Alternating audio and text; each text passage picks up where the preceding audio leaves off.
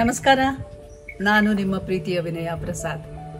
ನಾನೀಗ ನಿಂತಿರುವಂತಹ ಈ ಅದ್ಭುತವಾದ ಜಾಗ ಕೋಟದಲ್ಲಿದೆ.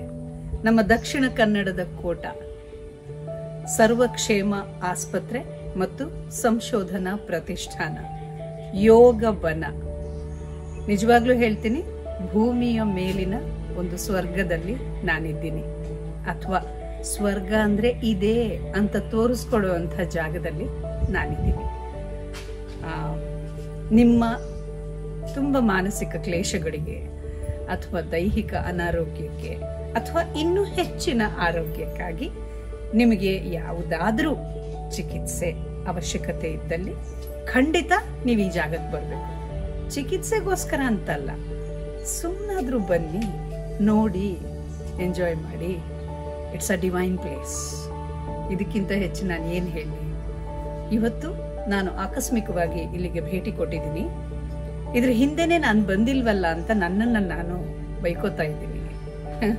ಇನ್ಮೇಲೆ ಬಹುಶಃ ಉಡುಪಿ ನನ್ನ ಹುಟ್ಟೂರು.